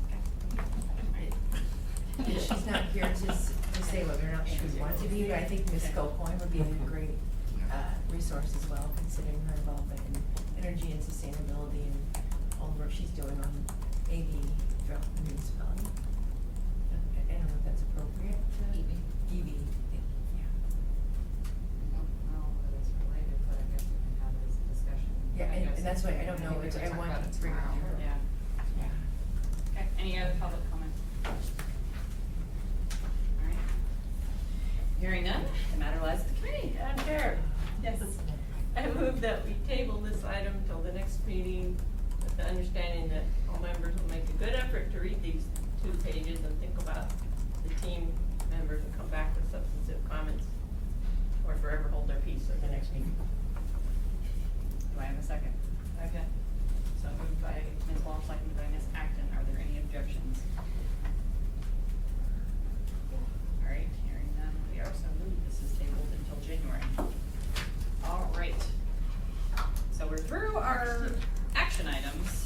now we have our project and plan update, so the 2040 MTP, and this is the schedule one, right?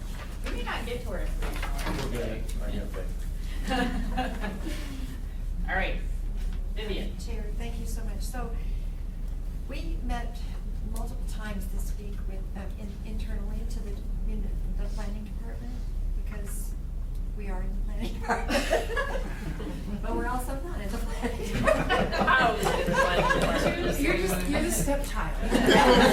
I'm excited to see the definition section in I there. know, exactly. AMATS is a weird duck. It Exactly. is. Yeah, you're a rich step. So, The rich. if you can get your head around this, the MTP serves two purposes. It serves we use federal funding, and we have to meet federal regulations. And the Federal Highway Administration has already issued to us a corrective action to make sure that this plan it stays on track by the end of we're already in the grace period. So if we miss, we sat down yesterday we could take two tracks. If we want to expedite this, we could take the MTP, the AMATS MTP, just to the assembly, bypassing the Planning and Zoning Commission up front, and just taking it to the assembly and having the public hearing there as required in code in, I think, Title II, and then go back to the AMATS committees, we can have our public involvement period at the same time, get it out the door, get it to Federal Highways, and get the thing approved so that we do not run the risk of missing our deadline. But then when we presented this option to the planning director, Ms. McNulty,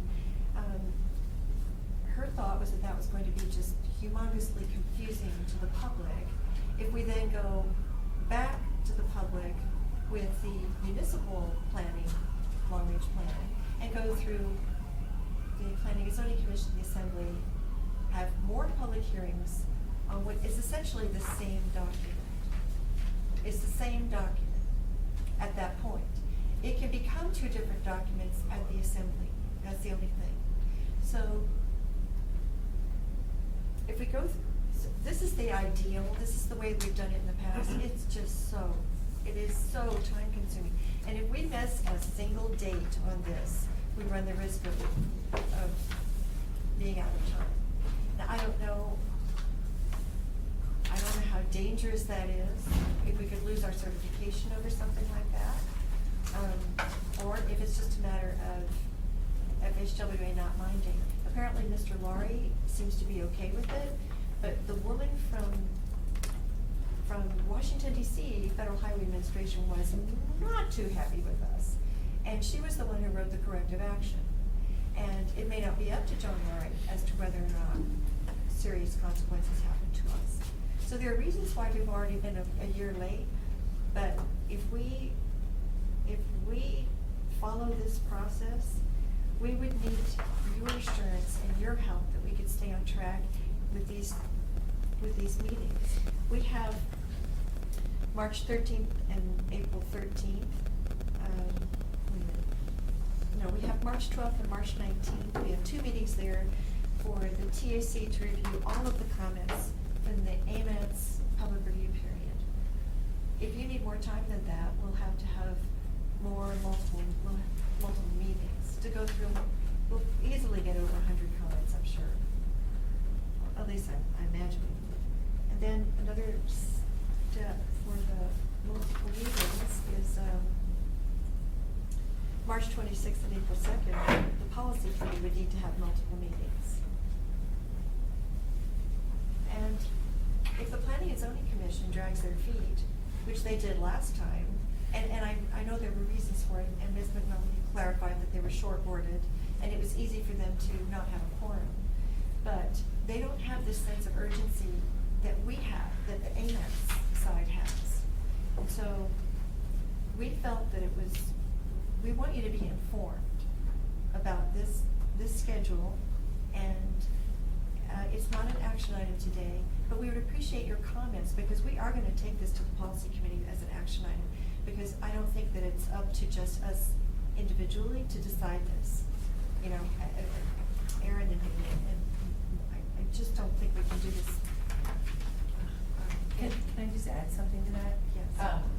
So thank you for clarifying that, yeah, in the past, it had been that planning and zoning had a short board, so they did, and there was also some, I think, conflicts among some of the members, or perceived conflicts that they kept recusing themselves, so we feel that we've kind of overcome that hurdle.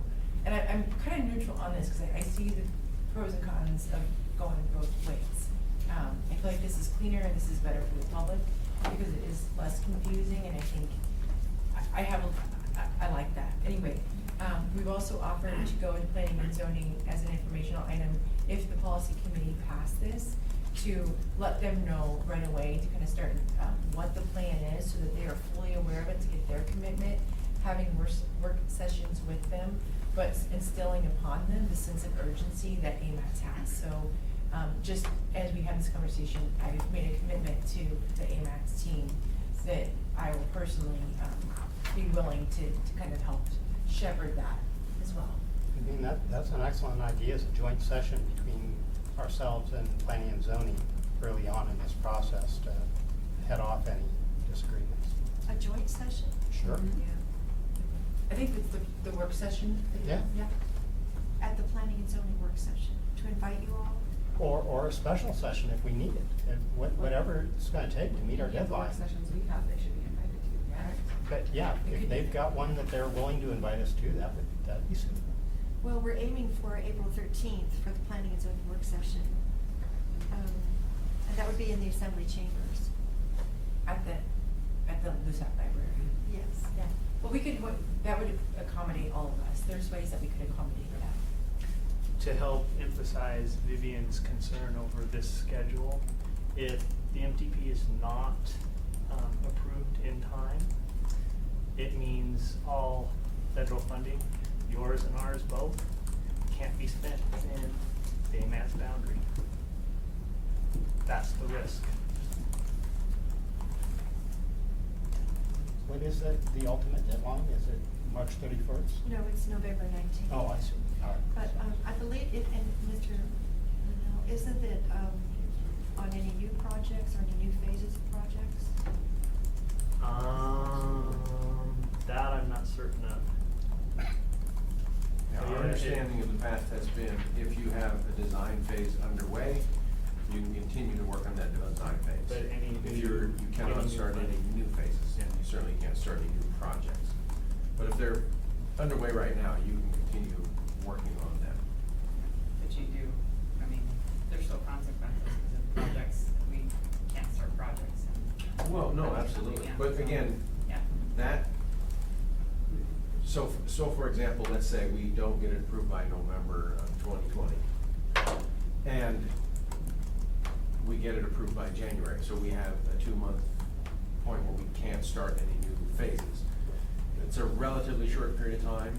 I mean, I think even looking at this, we know that by November, I'm not thinking by September, but we just need to get it handed off to FHWA, and then they have their time with it, and hopefully they'll understand also, we gotta move quickly.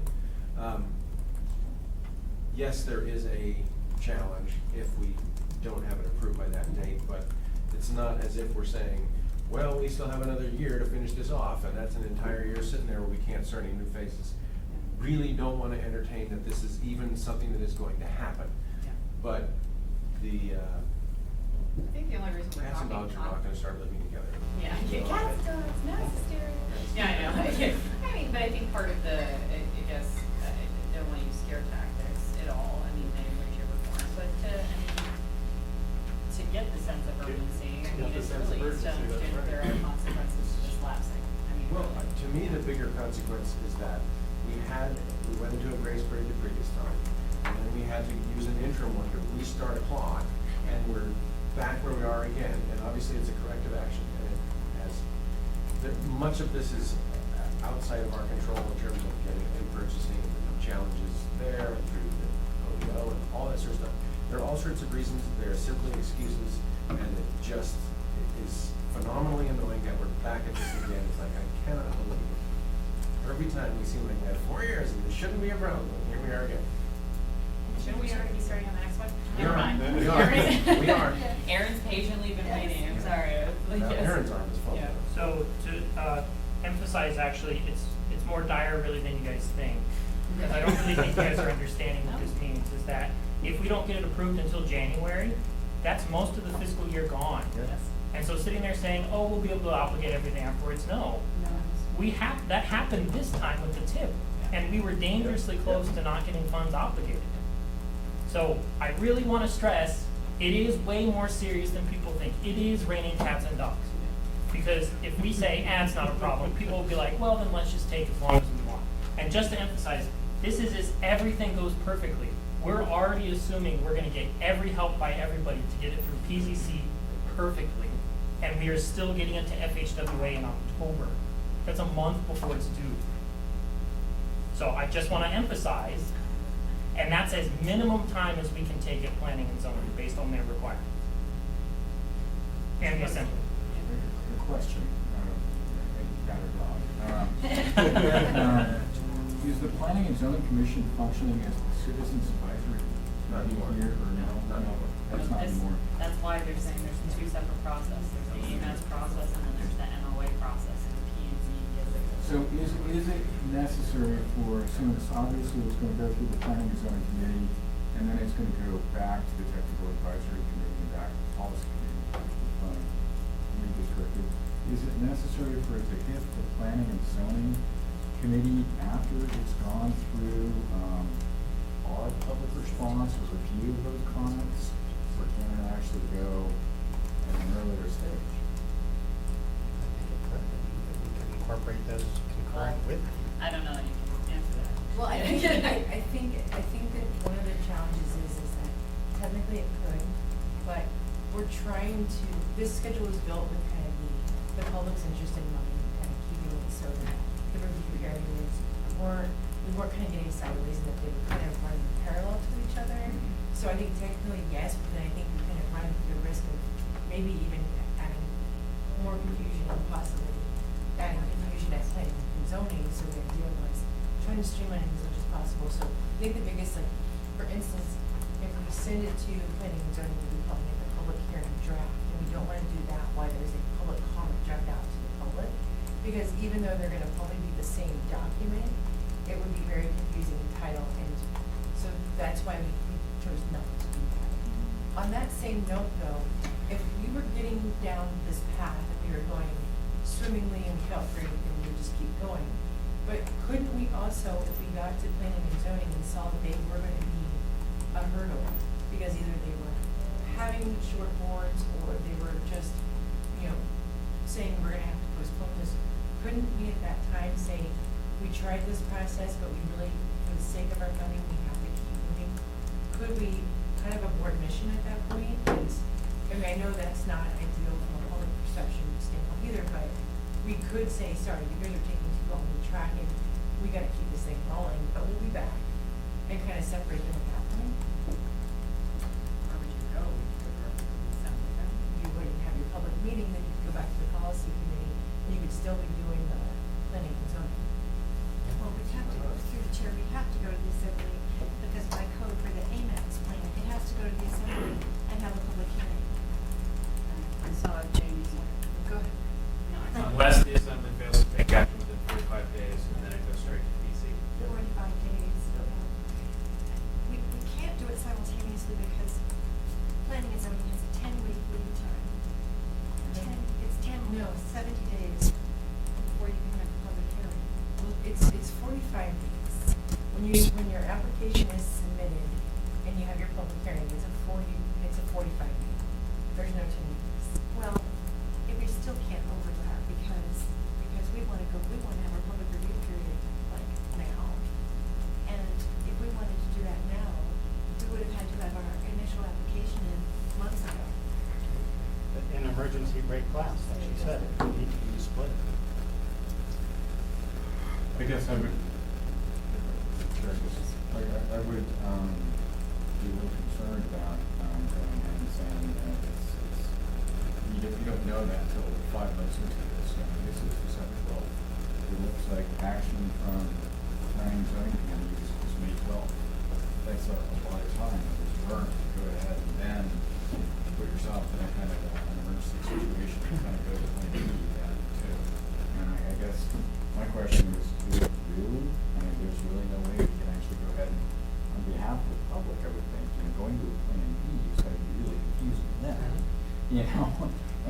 And if there's a way to go ahead and do some more concurrent efforts with the planning and zoning committee, it seems like for the benefit of the public. I mean, I understand your point about having two different versions, documents, and two different tracks, but if you can forward load that planning and zoning anyway, it seems like it would be more intuitive to your point about the public. I mean, I don't think that they would be very clear.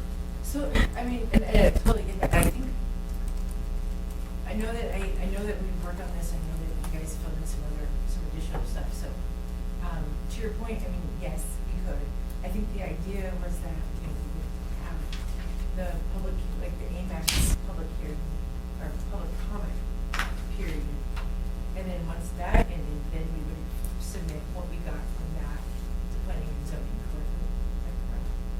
And that's one thing that's advantageous of this is that it's similar to how we do larger ordinances, and it's worked very well with the planning and zoning commission, where that we, like, for instance, like large zoning district ordinances, we'll do that, and then we're able to capture and resolve a lot with the public before we go to a public hearing. But I guess I can't answer your question because I have to look at this in a little more detail to see what really where we could get a natural state of an application for. I think we could look at that a little closer. I don't, yeah, so we only have 9 minutes left. Yep, I was just gonna say, do we wanna move to extend the meeting or do we want to just wrap this up? Question? Isn't this an informational item? This is I know, well, this is an informational, well, no, actually, this is project and plan update, I mean, that's the point, and we still have 2 informational items, questions, if we want to move to extend, so we can actually get through all the items, or not. So, anyway, are there any, I guess, Sorry. Vivian and I have agonized over this for the last week. It has been pretty horrible for both of us because we are going to do the majority of the work here. Even though we're going to get lots of help from people, but it's going to ultimately fall on us to do 90% of the work. And Vivian has done a painstaking job to look at all of the possible permutations of cutting this down. Unless we are somehow able to cut certain things just completely out of it, this is more or less the best possible schedule. And this is already doubling up on your guys' meeting times. Assuming you're only going to take possibly 1 meeting to review the 100+ comments we're going to get from the public on here. It's kind of unrealistic, so we put a second meeting in there just to do a continuation meeting right after the one you guys have. And that's for all the meetings you have in here. So this is more or less the best possible way to do it by having everything run concurrently through. Do we need to do anything to break down roadblocks with planning and zoning?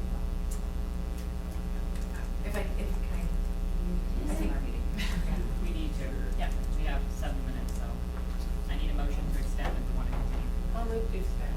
Second. And for how long? 10 minutes. Okay. Thank you. Are there any objections? Are there any objections? Move to 10 minutes. And I, Second, sorry, yes. I have a question. So what exactly is being asked of us is to endorse the schedule? I think. Well, there is no action item, Right. it's discussion. Right. I mean, but the question does come down to, is there anything we can do to support to make sure that this does get approved Or is in it, time? you know, Yeah. it's informational, it's like, all right, everything that we have to do that's on here, we need to, everybody's giving notice, they better be on it. Exactly. I don't know, there is anything we can do. Yeah, one of my questions is, I mean, I recognize that the holidays and things like that are coming up, but if in the PPP, we only have a requirement of a 30-day public comment period, why don't we shore up those timeframes to move a little quicker?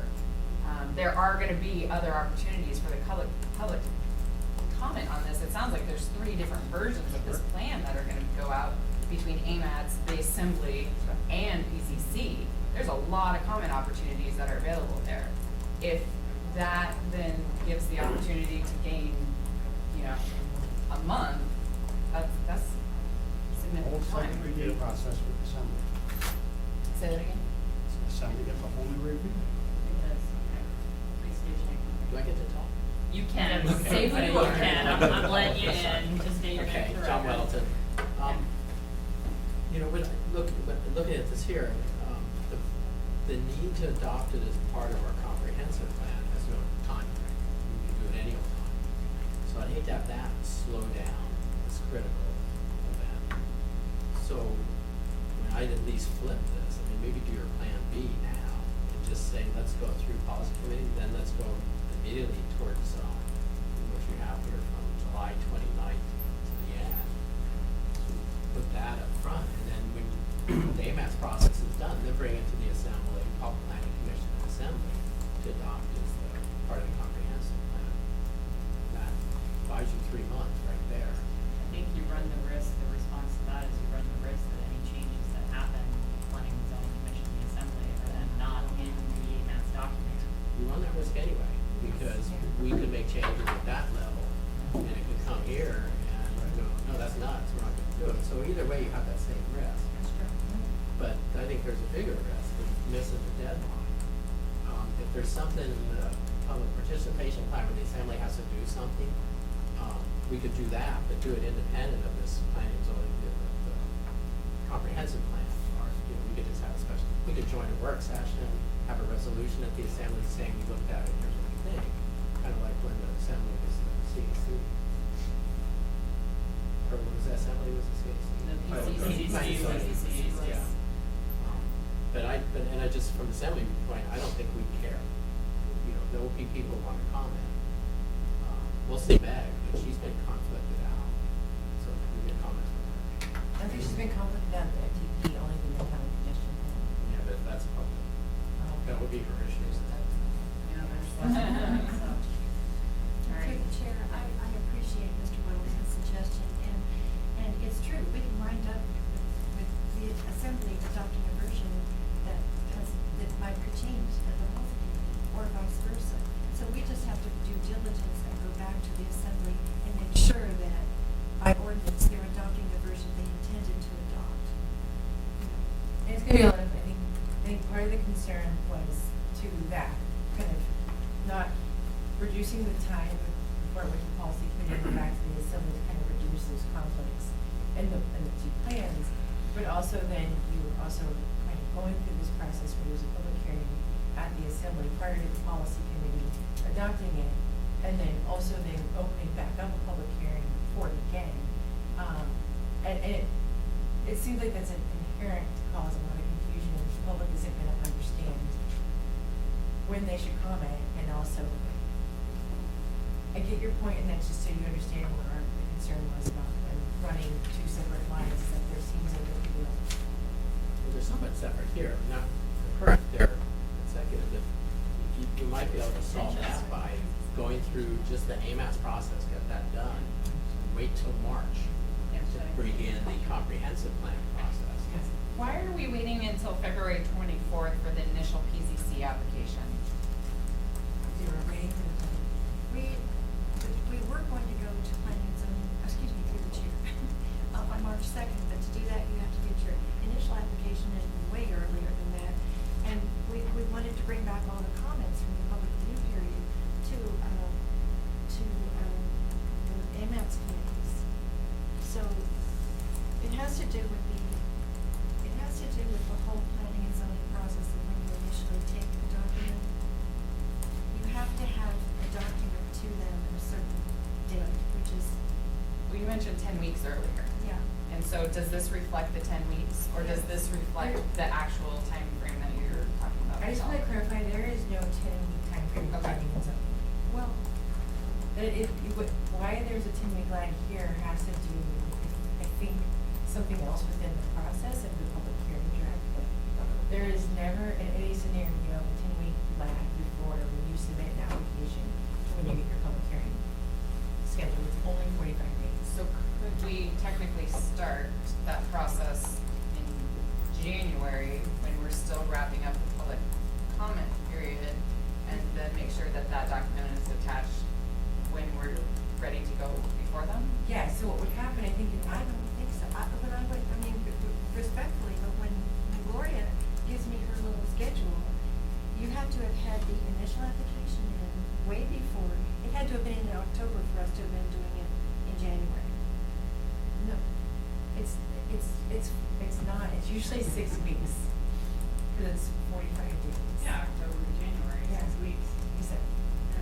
not Well, 10 it's weeks. too late now for us to do that.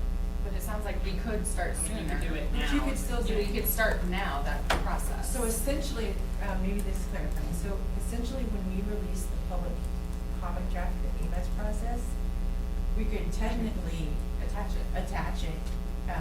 and then submit the public hearing draft to planning and zoning. We have, if we had on December 23rd is the drop dead deadline to initiate the process of planning and zoning to get it for on your March 2nd hearing. Okay. Now I understand what you're saying. Yes, and we cannot hurry that up. We've already, It's not gonna be possible for us to make all the edits in time to get it all ready by Monday. and we don't want to do it. Pushes you to April, submit the earliest. Yeah, we Actually, want we could. the AMATS committees to look at all the comments from. So I guess that's it. Alright, so I'm gonna cut off this conversation right now because it's been going on for way too long. We have no action items. We have 10 minutes left, actually now 9 minutes left.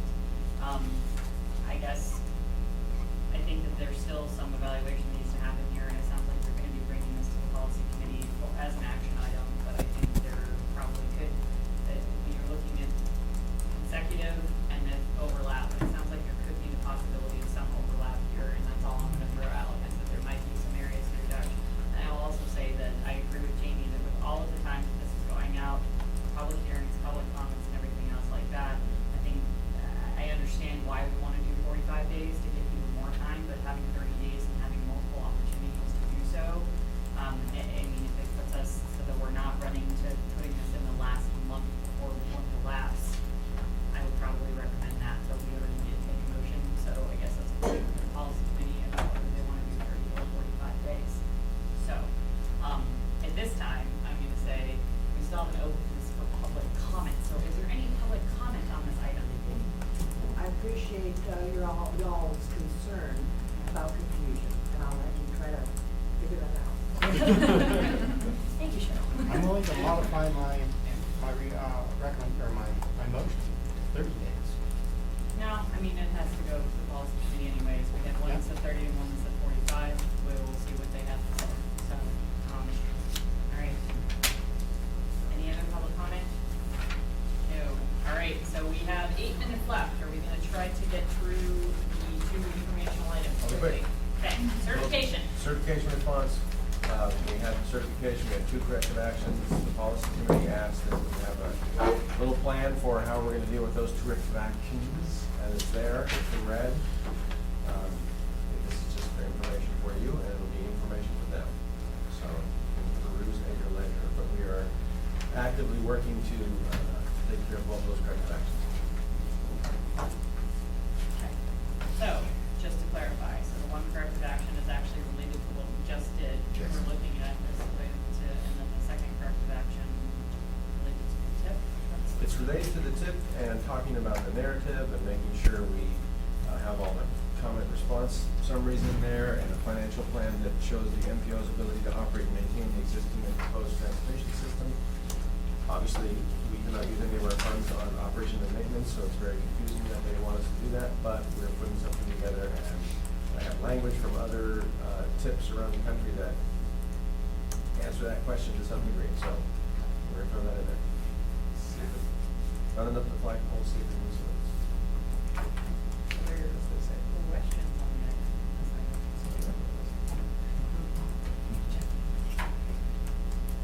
Are there any public comments on this item?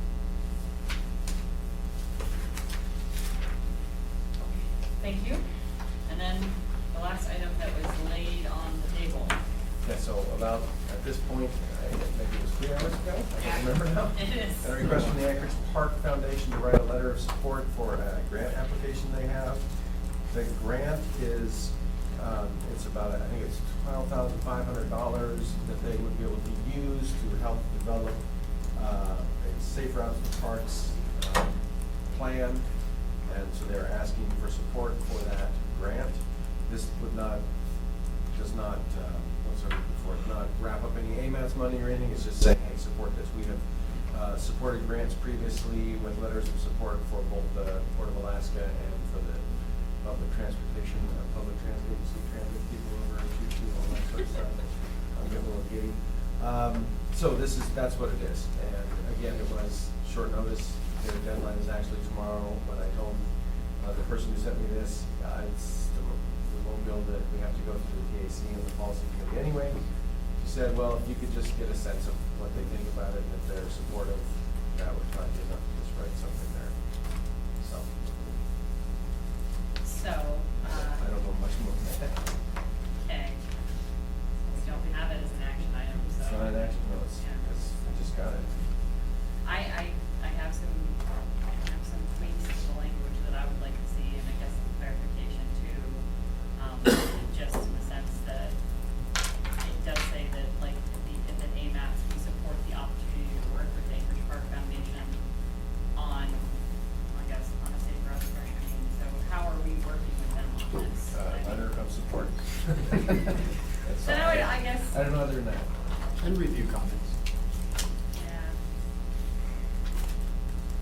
I guess if I read, yeah. Sorry, it maybe is that we support their application Yes. for this grant. That's what I would like. I think that, yeah, there are definitely some tweaks to this language that I would like to say, that I would like to see, that, yeah, we support their application for this.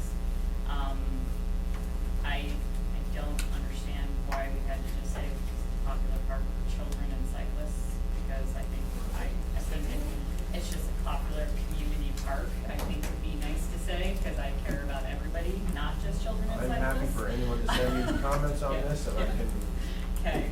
add them. All right, well, are there any other, I guess, questions on this item? I'm definitely gonna be tweaking some language and say that we support it. Just to comment, that the times we've asked Frank for support is because the Notice of Funding Opportunity wants to know, are you in this plan, or are you working with your AMATS for, I mean, your Transportation. right, yeah. So it is important. Well, I will say that this Campbell Creek crossing has been identified in, I think, the trails plan, the bike plan, it's in the updated non-motorized plan, so it's already supported by adopted plans. It just So, helps I to have mean, say so. I think that that's my thing, is it's already supported by adopted plans, I don't know why having a separate letter, but I want to tweak this, so. Alright, are there any public comments on this item? No? Alright, so, are there any committee comments for the good of the order? Are there any public comments for the good of the order? Alright, hearing none, then we will actually adjourn 3 minutes early of our extension at 4:37. Actually, no, it just turned 4:30. Oh, we were supposed to get that. We'll take care of that. But we need to sign something. Yeah, exactly. I know, I really wanted to message you this last night, I was gonna